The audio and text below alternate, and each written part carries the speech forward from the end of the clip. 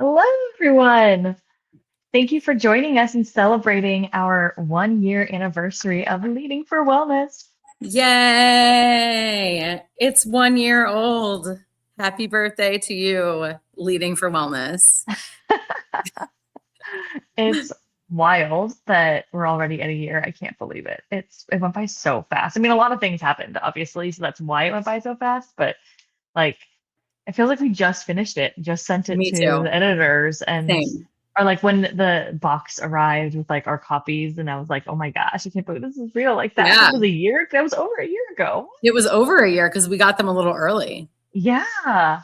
Oh So man, I can't imagine. It's so weird, so a crazy. lot has happened in a year, but let's get in a little time machine and go backwards and think about the process of writing the book. Because one of the things that we want to do today is not only talk about kind of where we are with the book and how fun it's been to see people's reactions and tell you about some other ways that you might interact with our book content and some exciting things we have on the horizon. But we also want to tell a little bit about our book journey because there have been some people who have been asking about that. And we often run across people who say that they also are thinking about writing a book, but they don't know the first steps. We have been so lucky to have a community of people who have been so supportive of us and helped us and given us so much great advice.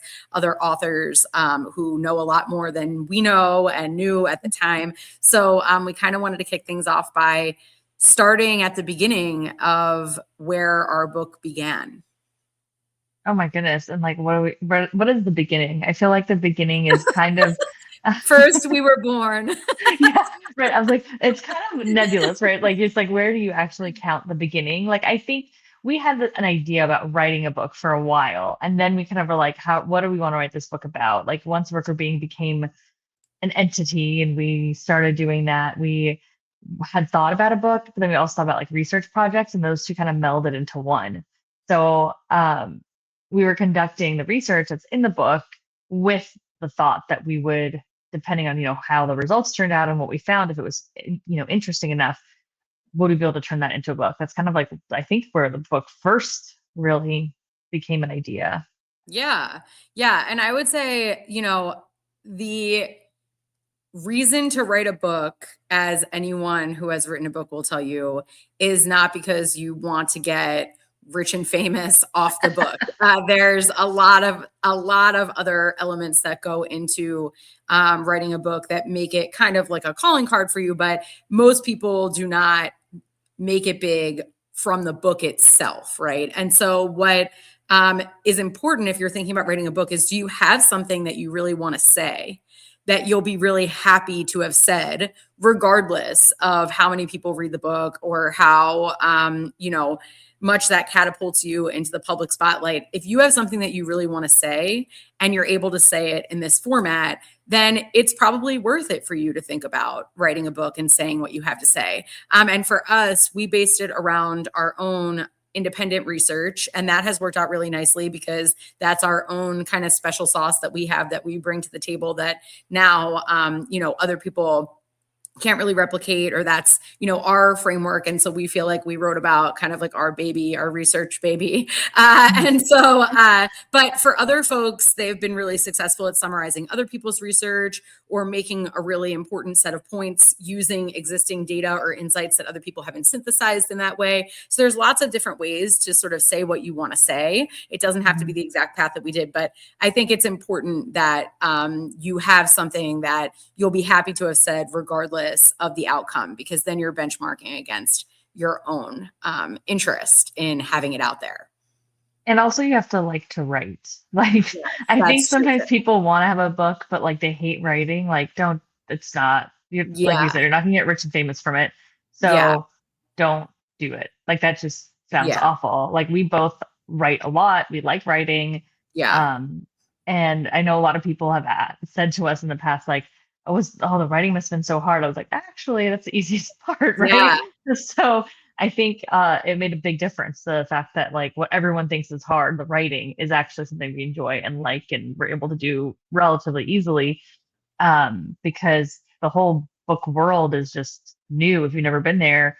And there's a lot to think about and work through and figure out that if you don't like the writing part, it just would make it so much more complicated and harder. Totally. Yeah. I think that's a really good point. And kind of like going back from the idea part in between the idea and the actual writing piece, there's also a bunch of other stuff that you have to do that involves different sort of writing. So there's a book proposal. So we're talking about a more traditional publishing process where we had an agent and we went to a publishing house. There are other ways of going about publishing, self-publishing and hybrid publishing, and that we don't have as much insight into because that wasn't the path that we went down. But even in order to get an agent, you need to put together a book proposal. And there are some folks who can help you give some insights into how to do that. There are lots of templates out there to try to understand what the different sections of that are. But that's basically writing as almost a marketing document, right? Why should anyone care about your book? What are the cool and interesting points? Who are your competitors? How is your book different from what's out there in the market? So this is really a document that you have to write in a compelling way so that a publisher looks at it and says, yes, I'm interested in buying this, right? I would like to put this under our set of titles. So you do need a proposal in order to get an agent, and then the agent kind of works with you on the proposal, and then they workshop that proposal to different publishers. And even that in itself was a mini writing process of really getting clear on what the book was about and writing in a very different way for a different audience that, you know, could also seem onerous if you're a person who doesn't like writing at all, right? Because it does end up being like 20, 30 pages just to get your foot in the door with a publisher before you get to write the actual book. Yeah, I think I've had a lot of people ask me about going straight to a publisher versus through an agent. So just to talk about that a little bit, like what you were saying in terms of the agent and the workshopping it with the publishers, the agent knows editors. The agent knows the system and the process and what's going to land, what's not going to land, what you need to put in your proposal. Like we wrote a proposal before we got our agent because obviously that you have to send that to the agents, but it changed dramatically from when we wrote it initially to when it actually went to a publisher. Um, they give you a lot of advice, a lot of feedback, help you kind of craft language around your ideas. So, like, your ideas are still there, but you have to also be very open to the fact that things are going to change. The way you structure it's going to change. The type of wording you use might change. You come in with like your table of contents and what you think you're going to be writing, and that could your chapters could completely shift. Or, I know one of the pieces of feedback we had was like we had like a whole section on a mindset before we went into the behaviors of leaders. And it was like, everyone's like, that's too much. Get rid of the mindset, just focus on the behaviors. So with great feedback, it helped us really hone in on very tangible pieces and not overwhelming the reader. But we had to be willing to let go of some additional insight from our research in a way that so that we could focus in on what's most important and what's most impactful.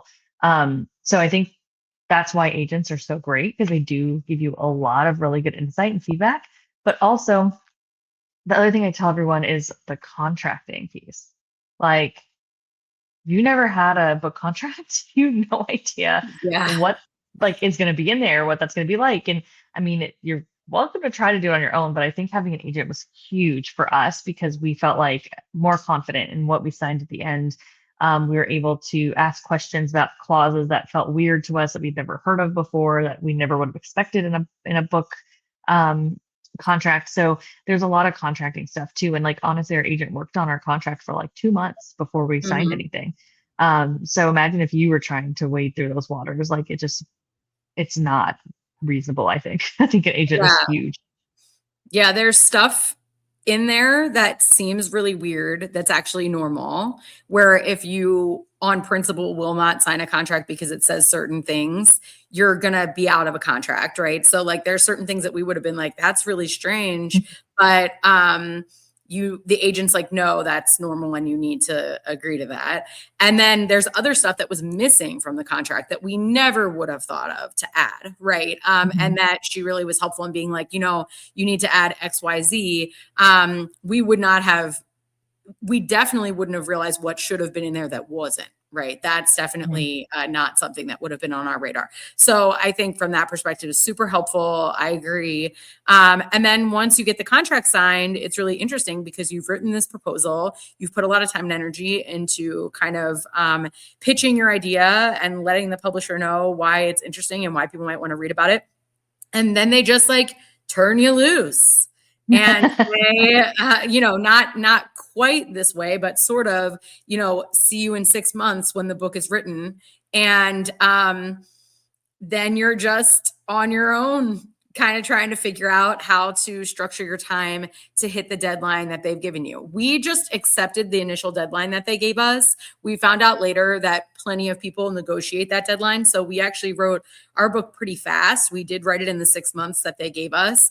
Other people, definitely, we have since learned, have been able to push back on that timeline and get extra time to write their books. So that did not occur to us, but it's okay. Yeah, I mean, we got there, so it's fine. Yeah, But yeah, yeah, it is funny to think about that we didn't even consider the fact that we could argue or, yeah, debate with the why certain time might be better, what length, how much time we yeah. actually need. Yeah, I don't know why we didn't even think about that. That's We pretty were just funny. like 6 months sounds good. Thank you. But I will say, I mean, it did force us to get the book done quickly. I would Yeah. say if you're thinking about, if you're at this phase and you're thinking about this, like the only thing I would say is it does affect strategically when your book comes out. So if you do want it to come out in like a particular time frame, a particular season or something like that, it can be helpful to Mhm. just premeditate that a little bit, because I think we didn't think about that as much. Yeah. Yeah. But yeah. And So it's like then at for least I was gonna say at least for a while, I think it was about approximately 6 months from when we turned in our first full draft mhm, to when um, the book came out. So yeah, just kind of thinking about that, like if you want to take a year to write it, then you think it's going to be 18 months before it comes out, right? yeah, Um, so that's something to consider as well. And I think, as Katina was saying, it kind of like let you loose, like, okay, go write. We were probably annoying in some ways because we were like, actually, we want feedback more frequently. So that was one thing we did annoying. negotiate. We're nerds. Annoying, and that's why. Yeah, yeah. So we did ask if like we could give chunks of the book to our editor and get feedback kind of as we go versus all at the end, which worked super well for us. I know that maybe other people wouldn't like that, but we were hungry for feedback. So that was one thing we did push back on and negotiate, even though we didn't negotiate the actual timeline. Yeah. Well, it would be really bad to get to the end of the book and have them be like, this is all wrong, right? So we wanted to make sure we had like the right tone and what we were saying made sense and that our writing was meshing well together, because, writing with two people, we really wanted to make sure that the book sounds like it has one voice and not like two people wrote it. And so one other thing that I think is important in the writing process is a lot of structure. And so when they gave us this 6 month timeline, we really worked backwards from there to figure out, okay, how much time do we need to have the book written fully, but to make edits? Okay, let's back up from, if we want to have the book completely done 2 weeks before it's due to them, so we can make final edits and iterations, then, how many weeks does that give us to write each of the chapters of the book? And how can we break that down into smaller pieces so that we know we're on target for each chapter and we follow a similar rhythm? So for every chapter, one of us outlined it, the other person filled in the outline, and then the person who outlined it went back and edited it. And we did that process for each chapter. I think that helped to like join our voices together so that it doesn't sound like, at this point, I mean, we've talked about it before, I don't know which chapters either of us wrote. No clue, no I idea. I'd I have to go don't know. back to our schedule to Me figure that too. out. Like, I can't tell. I'm like, did I write this chapter? I have no idea. And I think our process helped us to mesh those things together, but it also really kept us on schedule. And so, I think if you're going to be on a strict timeline like that, the structure is really helpful, but also like having a process is Mhm. is important for like, how do you want to structure your time even within those smaller buckets, so that by the end of that period of time you have a chapter you're happy with. Yeah, I mean, honestly, having you as a co-author also helps keep you You on target, right? too. Because, but it's like you're someone else that's waiting on you to finish the outline so they can write, Yeah. right? So I think that makes a difference too. It's like that somebody's expecting something from you in a specific window. So if you Yeah. are thinking about a co-author, that is a big benefit for sure. But I do think Yeah. you need to be in a good relationship with that person because Yeah. if you are not, and you get to attached to like your own wording on things. Like that could have been, we never had any issues with that, but No. I could imagine that could be really difficult if you're like, I really like this specific wording, and then you're like battling it out when like Yes. we said, we don't even know what chapter we wrote because we were very good at meshing it. But Yeah. yeah, so picking a co-author I think is very important in how you do it, Yes. but it can be very helpful in keeping you on target. Agreed. Yes. And yeah, and I think, there's lots of other details, once the book is written, you know, and also ongoingly, like cover art and kind of trying to come to a compromise with the publisher on things like that. Deciding whether or not you want to engage with PR or book marketing. So there's like all these other decisions that come after or around the time that you're finishing up the book and it's about to be released. And all of those are decisions that we could talk through at length, but I would say it really has to do with your goals for the book. And for us, I think our goal was really to get our content in front of as many people as possible and to let people know about what we have to share with organizations, because the reason we wrote this is that like we said, we're passionate about that. We had something to say. And we felt like when we were getting in front of audiences of, students or clients, these same questions kept coming up. And we really wanted to have a resource to provide an answer in a more structured and detailed way. And so we were trying to answer this big question around, how do you create healthy teams that also drive results? And the answers out there were very messy and not synthesized in a way that was easy to take action on. And we just felt really passionately about the resource that we were providing. And so for us, that was our goal. And we wanted to kind of shout it from the rooftops. But for other folks, you may have other goals, different goals for the way that you want to get your stuff out there, and a different pathway might align better with what you want to achieve with your book. Yeah, I think that setting your goals up before you even get an agent is probably, we were a little bit fuzzy on our goals and then we got more clear as we went.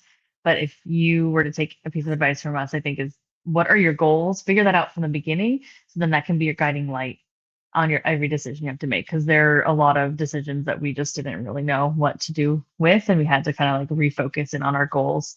So I think being very, very clear on that upfront is huge. But Yeah. enough about the past. I want to talk, well, I guess still about the past, but I want to talk about what happened after the book came out, because I think, yeah, I think it's been a really fun year. There's been a lot of things going on in our lives. Like many of you know, I had a baby too. So it's just like 2 births, a so book, many things a happening. baby. A lot going on. Yeah, a lot going on. But just the year of the book has been really fun. Like hearing people's stories after they read it and like feedback they had, or how it impacted them or things they implemented, has been really cool. But also I think if we're going back to the advice train, I think it's also really critical to know that it takes a while for people to read a book. And so expecting to see like a huge like influx of commentary and thoughts around the book in the first like few weeks is not reasonable. And we were probably a little bit too excited about the idea of, hearing from people about how things were going with the book, what they thought about it. That we were feeling a little anxious after a couple months. But now that we are a year out, like we are seeing a lot more interest in it, a lot more people talking about it, sharing it, bringing us in, things like that. Because obviously, again, it takes some time for people to get the book in their hands and actually go through it and read it and decide what actions they want to take. So that was a big learning for us too. We're not very patient. Yeah. I feel like it came out, and the day it came out, we were like, did you read it? Do you like it? Like, and we had to remember that it takes time for people to find things and read things and think about what they want to do with those things. And so, but now, as you said, like things, I think that's been happening and that's been so exciting. We've been in front of corporate audiences and nonprofit audiences, and it's resonating really well with people, which is so exciting. Being able to bring the content to folks and just seeing like the light bulbs go off around, these are actual action steps that they and their leaders can take to create the culture that they want to create, and that they're straightforward. And it's really like a roadmap. We really wanted it to be so actionable and clear, these are the things that you can do, so that not only you walk away with clear takeaways, but you also know how to communicate them clearly to others, or you can train people on how to do these things in an effective way. And it's not spinning wheels or finding Mhm. people. Something that we like really don't like about a lot of trainings is that they can spark motivation, but they then don't give you the clear actions to take to actually put that motivation into practice. So there are plenty of leaders who are motivated to create a great team culture, and then it sort of stops with the motivation. They get excited about the idea of wellness, they understand the importance of wellness, supporting their team's well-being, that it drives results, all that kind of stuff. They get it. But then that next step of what do I do tomorrow to actually put that in practice, less clear. And so over time, that motivation declines, and they never actually get to put the action steps in place that would have sustained that motivation into results. And so I think that's kind of what we were trying to do here. And it's been exciting to hear success stories of people who have put these things in place, and being able to do that has been really, really awesome. So that part of it has been so fulfilling. Yeah, it's been fun too because so we have all the structure on what to do next and like worksheets and everything like that. But it's been fun to see when people tell stories of using like exact behaviors that some of our stories in the book talk about. Mhm. So like there's one about gratitude with I know I feel like we use this example a lot because it's such an easy one, but having an object on your desk and like moving it, right? So like let's say you have like 3 coins and you move it from one side of your desk to the other side of your desk each time you thank somebody in the day. So making sure you fit in like 3 moments of gratitude in your day. Those types of things, people like take those stories from the leaders that we interviewed and actually implement those specific behaviors too, which is kind of cool. Like Mhm. it's you're kind of seeing generators build other generators in a way, right? Because they're being able to learn from other people that have done this successfully and um, not just the broader findings, but the actual examples and stories. Yeah, I think so too. And I have had the awesome experience of being able to teach an MBA class that contains our book as one of the modules, a leadership class, and then also a whole class for undergrads on our book, which has been so much fun and so exciting. And to see what resonates with people, like you said, not just the behaviors, these are things that I'm putting into place. I had some undergrads who did a bet to disconnect from social media for a period of time, which was so awesome. And really like loved the results that they were getting from it relationally. They were spending more quality time with each other. They weren't always buried in their phones, and kind of the check-ins that they were giving to me about how that was going and how that was improving their well-being as students, but also the stories that stuck with people. So I had them do reflections every week on different parts of the content, and in those reflections they were just written to me. So it was kind of like a dialogue between the students and I.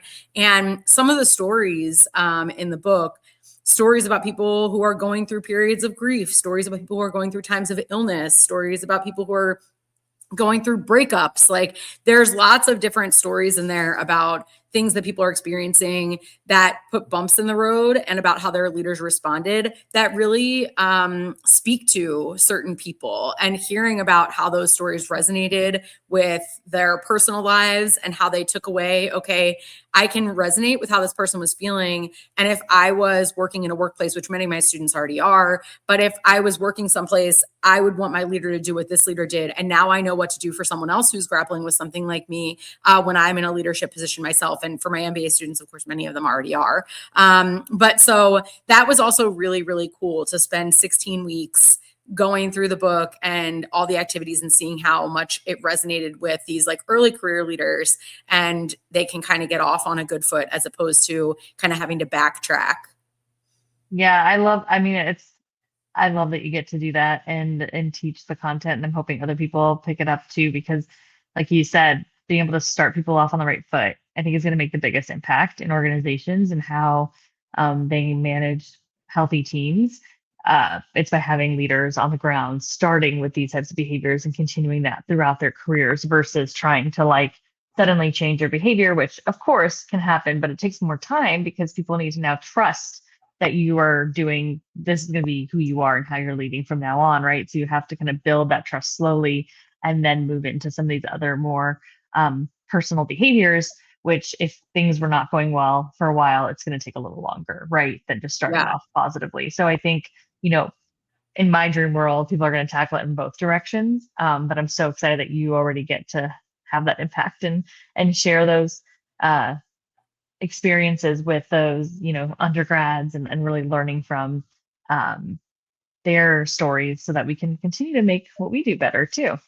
Yeah, no, my students were so awesome this past Mhm. year. And I have another class of undergrads coming up in the fall, as well as my MBA students. So excited to keep spreading the word. And speaking of something that you said a few seconds ago, so you mentioned kind of that we have these resources, right? Discussion questions and things like that.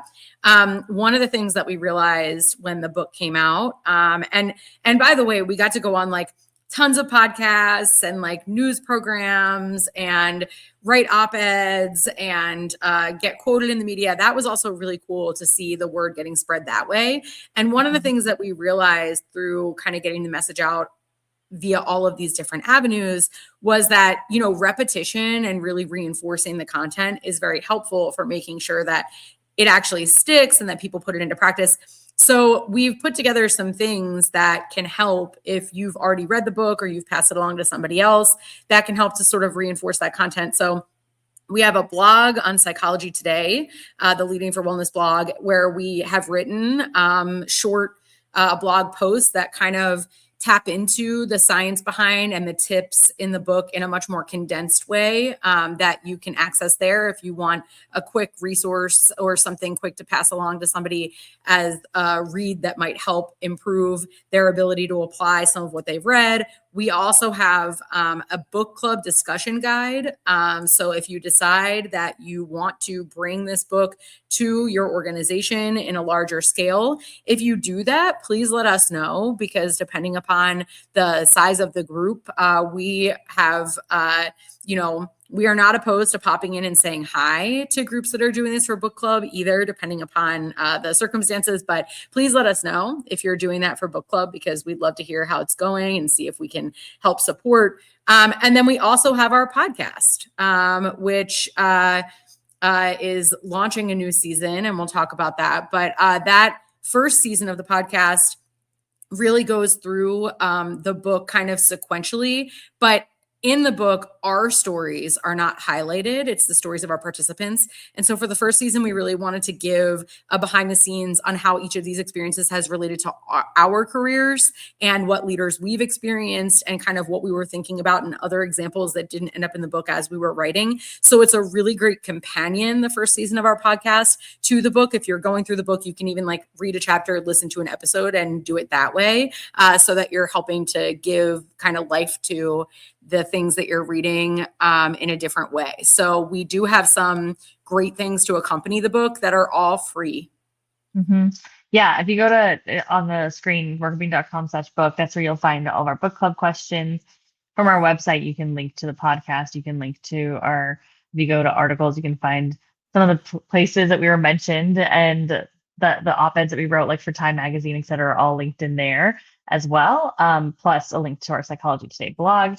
And with the podcast, like you have, like Katina was saying, we have our first season for Leading for Wellness, which has all of our Leading for Wellness content. But if you go back, our entire backlog is still up too. So we've got tons of content on different studies around wellness. So like if you want to dig into a topic, a specific area that you really are interested in, I'm sure you can find it there in those like hundreds of episodes we have. So like, let's say your team is really struggling with, I don't know, they really want to work on mindfulness as a group. You want to do that. There might be an episode on mindfulness and like how that works and what you can do, or things like how do you support families, or there's all sorts of different topics that are more detailed. So I think going through the backlog too can be very valuable as you're really honing in. So I would say start with the book, start with season 1, get yourself into that. But as you're starting to tweak and hone in on some of those behaviors, there might be additional resources in our backlog of podcast episodes, backlog of articles on our website. There's tons of free resources out there. So yes, please take advantage. And I just wanted to kind of transition to the podcast because we're super excited that we have a new season, that the trailer is out today of the podcast around this topic of Leading for Wellness. And this season, so instead of talking about our stories and kind of complementing the book that way, we talked to other leaders. So leaders, not necessarily ones that were interviewed for our book, but leaders that were nominated by you all for being generators and being able to talk about some of these content areas. And we interview these leaders to learn about their journeys and then learn about how they lead for wellness. What are the things that they're doing? And kind of trying to focus in on some of the different specific topics in the book, but everyone kind of touches on, I mean, a lot of different areas and how they implement these things in real life and what challenges that they face in real life. So it's great learning, also very complementary to everything that we write about in the book. Yeah. And some of you may have seen that we put out a call for nominations to our listeners and readers. And so, as Patricia mentioned, all of these nominations came from you, folks that you felt embodied a generator leader. And so we're so excited to bring the learnings to you because they really had such phenomenal things to share. And also, in the same vein as the book, very behavioral, very actionable. These are specific concrete strategies that they've used to get themselves to be at the point that someone says, I know somebody who's a generator. I know somebody who leads this way. This is that person. Those are all the people who we have in this season. And so if you've read the book, you've heard of our experiences in the season 1, and then you're building on that by getting even more examples and more sticky stories that you can bring back with you to your workplace, or that might stay with you as a leader that start to constitute, why you want to be doing this or give you more ideas about how to put this into practice. All of these things work together. And even if you haven't listened to season 1, they don't build on each other in a way where you have to do them both. So season 2 can stand alone as also a really great set of episodes full of tips and advice about how to amplify your or someone else's who you think you might need it generator leadership. Yes, so the trailer's out today. It's going to be coming out every other week, and for 8 episodes. So super excited for you all to listen to that and hear your feedback there. And I know we've been talking your ear off for half an hour already. So I just wanted to kind of end on a note, like we're again are just thrilled to see this book have life for a year already. Like it is in so many of your hands. We've heard such amazing things. We want to continue that momentum. We want to see organizations really embody what we learned and create an impact across the US, across the world, where we can create organizations that are much more positive for employees, where people can thrive and people can lead these full lives and not feel like work is just this drudgery that you have to do every day and it's awful, right? We want it to be positive. We want people to be happy in their lives. So we're excited to keep moving this forward. If you need anything, we talked about already if you're doing a book club, we have all these free resources, but we're also are coming into organizations and talking about this book. So we're happy to come in, do keynotes, workshops, and trainings with leaders. And we're even starting to dabble in a little bit of coaching. So if that's something that you're interested in and getting someone to coach you on how to be a generator specifically in your situation, which there's obviously a lot of nuances in every situation, we're happy to support. So reach out to us, get in touch, and we hope that you are all enjoying your learnings, able to apply them, and we can't wait to see all the generators out there. Yeah, so excited that our book is won, and many more years hopefully to come of seeing its impact, and hope to continue to bring the content to you in all of the formats that Patricia just mentioned. So please let us know if you're interested in hearing more from us. We'd love to tell you more and help your organization to thrive in clear, actionable, and scientific ways. Thanks for joining us today.